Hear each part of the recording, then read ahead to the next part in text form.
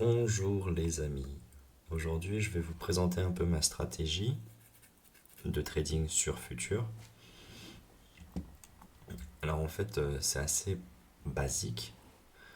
Donc au tout début, j'étais sur TradingView. Et en fait, le problème avec TradingView, donc comme j'arrête pas de le dire, c'est que TradingView, ça force à faire des erreurs dans le sens où, tout d'abord, on a tous les faux gourous qui disent prenez ces indicateurs-là. Euh, Stochastique, RSI, MACD, moyenne mobile, etc. etc. Euh, Tout ça, ça ne marche pas. Enfin, sur le long terme, ça ne marche pas. Je connais personne qui travaille en fonds d'investissement ou en propre firme qui utilise ça. Donc, bon, il y a peut-être une raison, hein.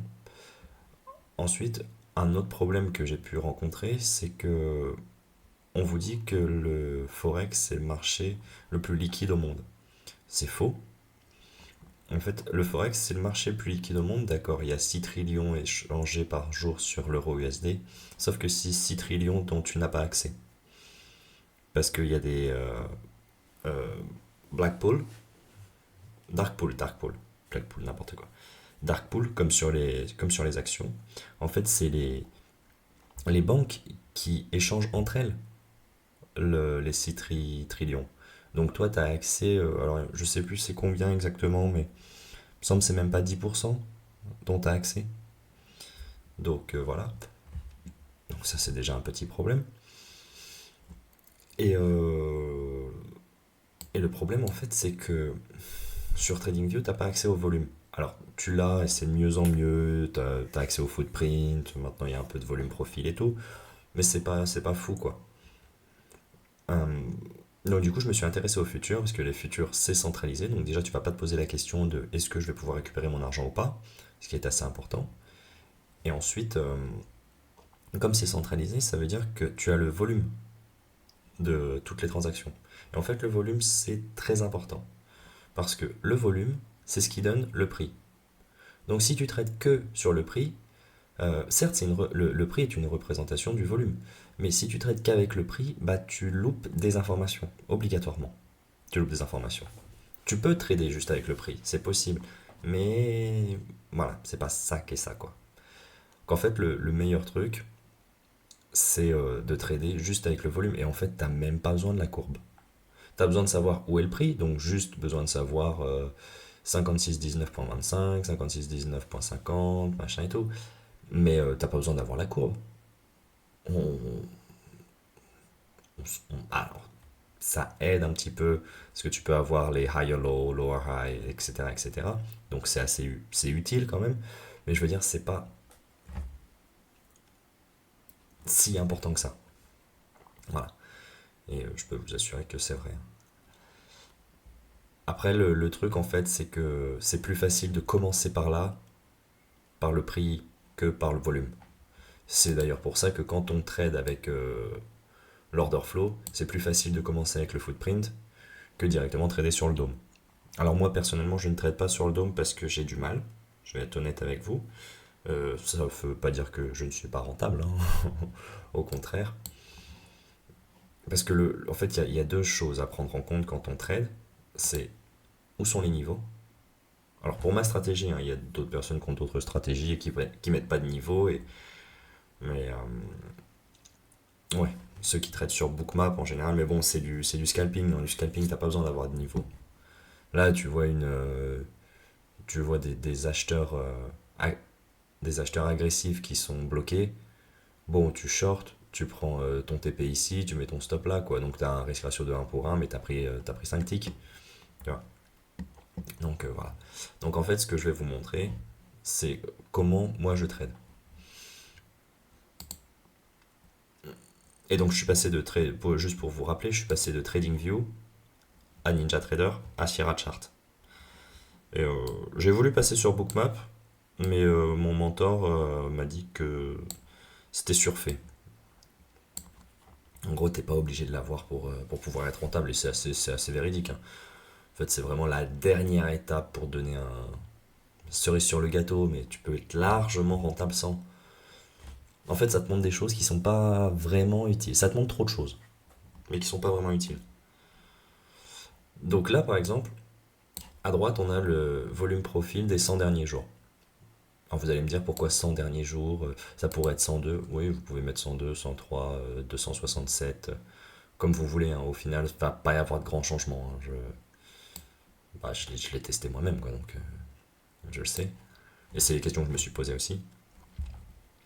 Donc ça, je l'utilise un peu, mais pas beaucoup. Voilà, parce qu'en fait, ça te permet de savoir où on est. Donc là, on voit qu'on est ici. Le point rouge, c'est là où on est. Là, il y a beaucoup de volume. Et là, il y a beaucoup de volume. Et là, il y en a un petit peu. En gros, ça fait 3 boules, quoi.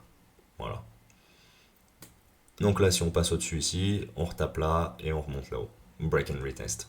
En fait, c'est break and retest, mais avec volume, quoi. Moi, ce que je fais, c'est assez différent. Je regarde où est-ce qu'il y a eu le plus de volume dans la session précédente. Donc ça, c'est une technique qui marche, hein, qui marche.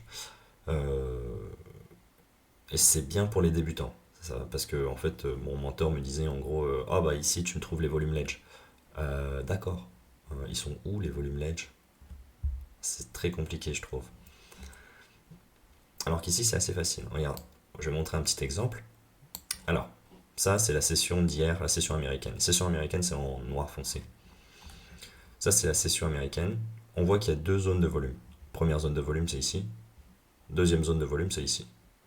On va pas chercher toutes les zones de volume parce que, bon, on s'en fout un petit peu, quoi. On va pas chercher celle-là. Donc, on a celle-là, tu vois, et on a celle-là. Ok. Donc, ce que tu peux faire déjà, c'est les marquer. Voilà. Et là, c'est approximatif. Hein. C'est pas. En fait, on n'a pas besoin d'être hyper précis. Et je vais vous montrer pourquoi.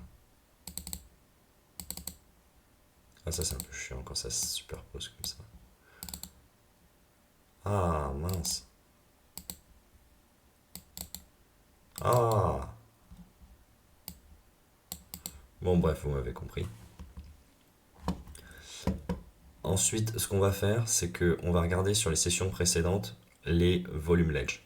Donc ici, le gros volume, il est comme ça. Hein. On voit. Enfin, c'est assez clair. Je sais pas. Si vous avez des questions, demandez-moi, mais pour moi, c'est clair. Donc il est comme ça. Là, on voit ici, d'accord. Bon, alors, ou alors on peut le prendre ici même. Genre, ça, c'est un volume parfait, on va dire. Pourquoi? Parce qu'il fait une forme de, de dôme sur le côté. Là, ici, la majorité du volume, il est là. On voit. Bon, d'accord. On peut même le faire comme ça. En fait, c'est tout approximatif. Hein. D'accord. On voit bien que le volume, il s'arrête là. Là, le volume, il s'arrête là. Donc là, c'est une zone. Ensuite, on voit le volume, il s'arrête là. Là, il s'arrête là. Là, il s'arrête là. Cette zone-là, elle est super importante. Enfin, pour moi, hein, je pense que vraiment, c'est important. Moi, mon coach, il me dit que non, mais on verra aujourd'hui. Hein, je veux dire. Le raise drawing. Ah, bah ça fait du bien. Donc voilà, voilà. Là, on voit qu'on avait une grosse zone aussi. Ici, ça n'a pas été trop tradé. Voilà. Donc là, on regarde la journée. Putain, mes vidéos sont de très mauvaise qualité, mais c'est pas très grave. Donc là, vous voyez que j'ai pris une position longue ici avec un TP là. Pourquoi je l'avais pris là exactement? Ouais, bon, là, sur Sierra, je suis en démo parce que mes comptes ils sont sur NinjaTrader et comme Sierra, je connais pas trop bien encore. Bon, ça fait quelques semaines que je suis dessus, ou 2 mois. Oui, ça fait 2 mois. Putain, le temps passe vite. Bah voilà quoi. Mais là, je vais le mettre ici. Voilà, jusqu'à la prochaine zone. Donc vous voyez, les zones en bleu, c'est les zones qu'on a tracées avant cette session-là, cette session européenne. Donc ce qu'on peut voir, c'est que le prix, il casse, là. Donc en fait, on va pas shorter n'importe comment. Hein. Évidemment, on prend une confirmation. Ça, c'est très important, la confirmation. Très important. Là, ça casse. Bon, ok, on fait plus rien. Quand c'est parti trop loin comme ça, euh, enfin, je veux dire, là, c'est parti de 5 points. C'est monté de 5 points. On va pas continuer à shorter. Parce que si on short ici, ça veut dire qu'on peut shorter n'importe où. Quoi. Donc là, on attend. Tac, tac, tac, tac, tac, tac, tac. Ça monte ici. Là, tac, ça descend. Il y a une réaction sur cette zone-là. Alors là, est-ce que vous auriez pu avoir un- une opportunité de short? Ça, il faut regarder sur le footprint et sur le dôme. Moi, là, j'y étais pas. J'étais pas là. Ensuite, ici, il y a eu un retest. Là, il y a eu une confirmation. Tac, j'ai pris. J'ai fermé ici ma position. Là, j'ai shorté, mais j'ai fait n'importe quoi. Je suis en démo, comme je vous l'ai dit. Là, j'avais shorté. Je me suis fait stopper vraiment comme un con. C'était un bon trade. C'était un très bon trade, celui-là. C'est juste que j'ai shorté. En fait, mon stop était pas assez large. Et ici, j'ai acheté parce qu'il y avait une confirmation assez facile, quoi. Voilà, voilà. Et sinon, sur mon compte réel, bon, voilà quoi. J'avais shorté ici, donc comme je vous ai dit. Ensuite, j'ai eu un peu peur là. J'ai fermé, je me suis dit non, en fait, c'est bon. En fait, j'avais regardé là. Il y avait une confirmation sur l'order flow. Il y avait eu des acheteurs qui s'étaient fait coincer, entre guillemets. Donc là, j'ai shorté, j'ai pris profit ici. Ensuite, j'ai racheté là, j'ai pris profit ici. Pourquoi j'ai pas pris profit là? Bon, bah, c'est difficile de tout savoir, hein. Et là, vous voyez, ici, en fait, donc c'est ça aussi le problème de NinjaTrader, c'est que tu as tout ce que tous les outils, en fait, il faut les payer, donc c'est un peu chiant. Donc j'ai juste acheté ça et le footprint, mais bon, du coup j'arrête maintenant. Donc là, on peut voir qu'il y a deux grosses zones de volume, une ici, une là. Le volume ledge, il est ici, il est ici, il est ici, il est ici. Et quand on regarde la différence, tac, on est à 24. Ouais, on est à peu près à 24 à chaque fois. Ok. On est à peu près à 20 à chaque fois. 20, ça fait... juste pour calculer. Et je traite des comptes Apex, hein, comme vous voyez, sur la droite là. Parce que ça sert à rien de trader son propre argent. Enfin là, franchement, je vois pas l'utilité. 20, 20 ticks. Un tick égale 12,5 euros. Enfin dollars, mais on s'en fout. C'est à peu près pareil maintenant. Fois 20 fois 12,5 fois 20.